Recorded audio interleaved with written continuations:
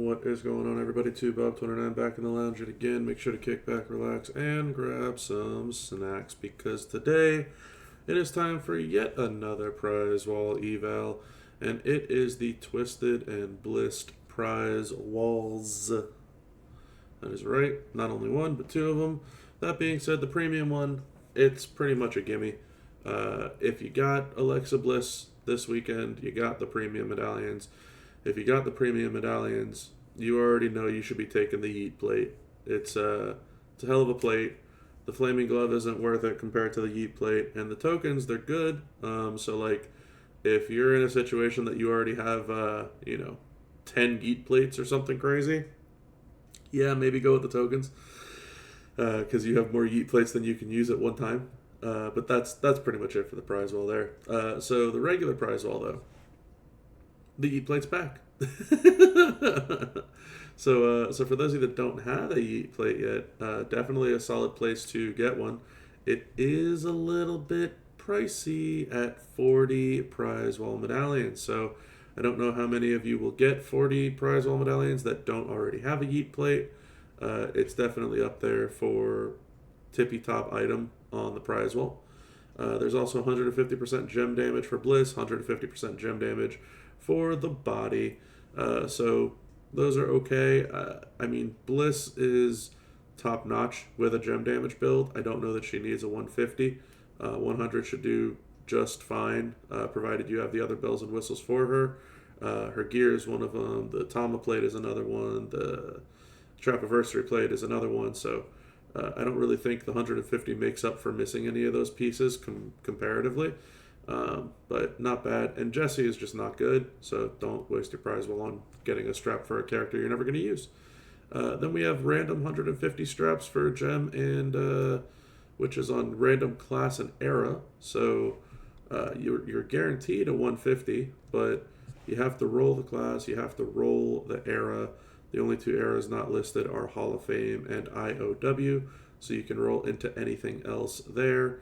There's a guaranteed Modern Trickster affiliation strap, so shout out to people that just recently got Howdy or don't have an affiliation for him yet. There's a guarantee. And there's also some Ultimate Random affiliation straps. They're all guaranteed too, but again, you got to roll the class, you got to roll the era, very similarly to the 150s, but not a bad shout for only 3 prize wall. The Alexa Bliss Play or Pain poster at 5-star gold with her new entourage ability. 50% more power and protect gem strength at 35k. So player pain available on the wall if you don't have her, or possibly a fuse up, I guess, or a star fill, depending on where you got her at. Now, the thing that I was going to say, that I said on the stream, that I said today in the faction chat and yesterday in the faction chat and pretty much all weekend on the server, this wall is for those of you that don't have these characters, right? All of the characters here are actually upper echelon characters. We'll go through price tags and all that stuff in a moment, but just to read off names: Rhea Ripley, Bo Dallas Uncle Howdy, Muscle Man, Voice of the Voiceless Punk, Arcade Assassin, Yeet OTC, Abby the Witch, Revenge Tour Liv, New Bloodline Jacob, Lyra Valkyria, Rex Regum, Umaga, Mercy the Buzzard, Julius Creed, Sami Zayn the Champ, Rocker Sean, Braun Breaker, the best there ever will be, Brett, and Drew Master of the Claymore. Like, the worst character here is arguably Master of the Claymore Drew. And he's still relatively rare. And he's required as a CSS pretty often. So this list of characters is insane to me. You most likely don't have all of these characters, especially if you're listening to my content and watching my prize wall videos for advice. My suggestion would be to get as close as you can, or recruiting new characters from this wall as you possibly can. The fact that they're given 600 Mommies on Top shards, the fact that they're given where's Rex? Over 600 Rex Regum shards. The fact that they're given 600 Jacob shards. They're giving you almost 600, so over 500 Umaga shards. This is insane. And for people that were close on Revenge Tour Live last month, can pick up those final shards this month just for playing the game this weekend. Um, these shards are such game changers for the masses of the players out there. You would be silly to not take this opportunity to get all the shards that you possibly can for characters that you don't have. As for which character in specific you should get, that's a different beast entirely. For me, I think Mommy's on Top is best female in the game, especially after playing her some more. That's a me thing, not a you thing. Uncle Howdy is tippy top notch on coach, super strong as a fighter. Some people don't like it because it's clicky and because it's slow and whatever, who cares when you're dealing 200 million damage, right? Muscle Man is almost always a CSS. That is the most recent Bray Wyatt.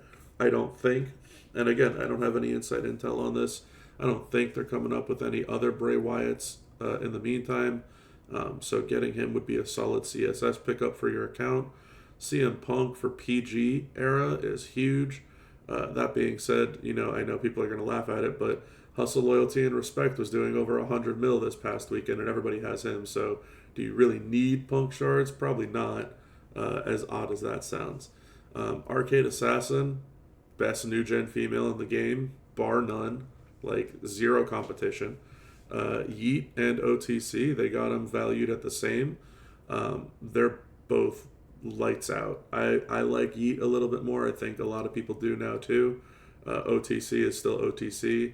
Very commonly required is CSS.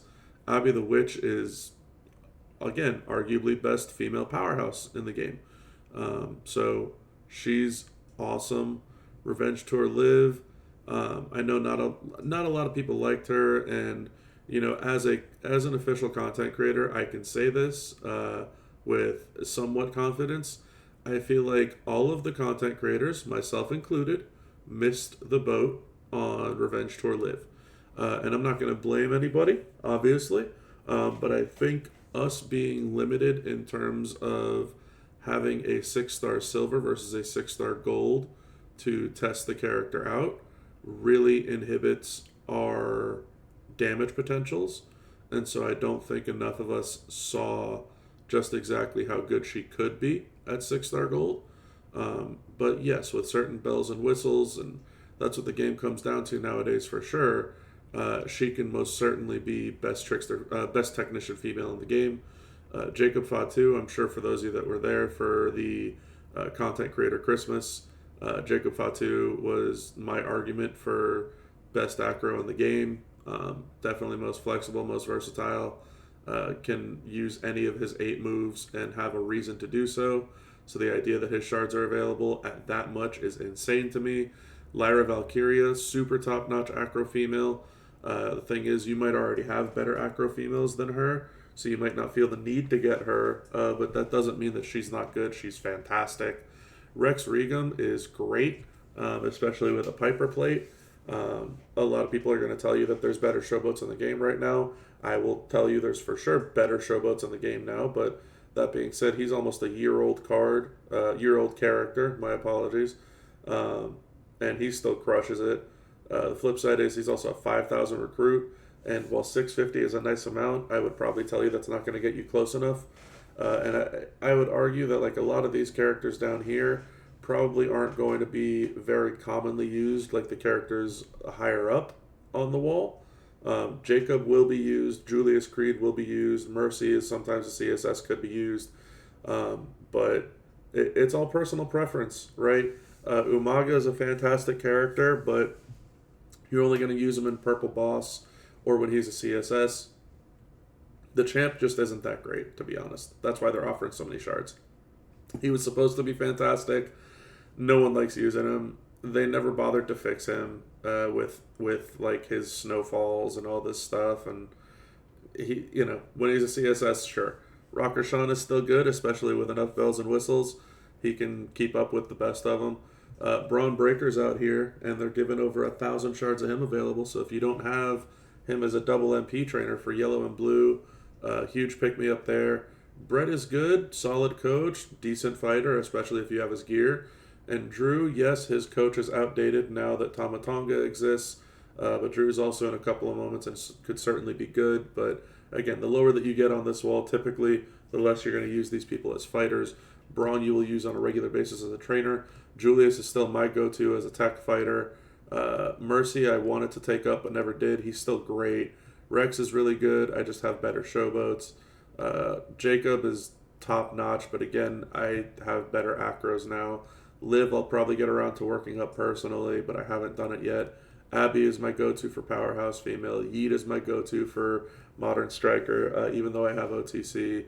Arcade Assassin was my go-to for showboat female, and that lasted all of about a month until Rhea Ripley came out. And then I haven't used any of these three for Uncle Howdy, Muscle Man, or Voice the Voiceless as like a consistency yet.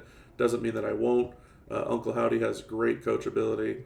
A lot of value, like tremendous value in terms of these shards. So it would be silly to go through this prize wall and not pick up shards for characters that you don't have. That's a hands down. And then there's a Buzzard's Beak here, which is the green version of Bubba Specs. Use a green move, get green gems. The Baddest Jacket, use a sub, get black and yellow gem damage. There's 7 loot coins if you need the solo points or you want to spin the loot. The token packs, which isn't bad for the gold tokens. This wall always seemed pretty generous in terms of gold tokens and silver tokens, so not bad for tokens there. Resource bundle, I don't like that this went up to 2 medallions. I wish it stuck at 1. So that is what it is. And then, of course, some star fragments. So, I mean, pretty self-explanatory prize wall to me. If you don't have one, get a yeet plate, provided you have enough prize wall for it. If you do have a couple and you don't need any more, definitely look at these shards. And even in that case, I would almost tell you to still look at the shards and see if you could recruit someone over getting the yeet plate. It depends on where you're at in terms of shards. The straps here, the 150s for these characters, not really sold on it right now. The affiliation straps are okay. This one being only 3 is not bad. The 150 here is nice, which is probably what I'm going to end up doing. And then cleanup crew stuff is just cleanup crew stuff. So that's it for my evaluation. I won't be getting a yeet plate. I have, I think, 4 or 5 of them along with a Devil's Drip. So I'm not stressing over needing to move those around. I'm not getting these 150s up here. I don't think that they're worth it. I will, like I said, be getting most likely these 150s here, and it's limit 5, and I hit 54 prize wall medallions. Thankfully, to the Sunday finale blitz, those paid. I guess I was lucky this time around. Those paid out a bunch for me. I have all these characters, so I don't need to worry about any of these shards. If I didn't, I would most certainly be getting as many Rhea Ripley shards as possible. That's a me thing. Doesn't have to be a you thing. Same with Uncle Howdy. If I didn't have Uncle Howdy, I'd be getting as many of those shards as possible. If there were Queen Nia Jax shards on this wall, I would be getting as many of those as possible. So for me, it's always about the shards. And the cleanup crew will approach that towards the end. But what I'm going to go ahead and do is I'm going to try and roll all 5 of these, actually. I'm going to roll 5 150% gem damage straps, and we'll see if we get lucky on any class or any era combos. I have no idea what I'm missing, other than I guess a couple, but we'll see what happens. So there's an Attitude Powerhouse one for 150, so that's awesome for Bionic Redneck. I think I had one, but if I didn't, I do now. There is a Legend Trickster, so I don't know who that'll go on. That could go on Goat Ali, I guess. Ruthless Aggression Showboat, so that one is not the best, but not bad for Molly Holly when she's a requirement. New Gen Showboat, I believe I had one of those as well, and that is also good for Sammy and Asuka, and a Legend Showboat, so not bad, pretty decent. Left with 4 medallions. I could try to roll an affiliation strap, but I don't think that I need to here. So what I'm going to go ahead and do is I'm just going to scroll all the way down here, and I'm going to most likely pick up these 4,000 star frags. I can't see anything else for 4 prize wall medallions that I want, so we'll just take these star fragments. Again, I could essentially trade 3,000 Trickster star frags for an affiliation strap, but I don't really see a need. So anyway, that is going to be it for this video on the Twisted and Blissed Prize Wall Evals. Make sure to like the video if you haven't done so already. Hit that subscribe button. Share with all your friends that want to know what they should possibly do with this weekend prize wall, and leave some comments below in terms of what you thought of the prize wall. What did you get? Did you like it? Did you hate it? Did you feel about it? What is your outlook on it?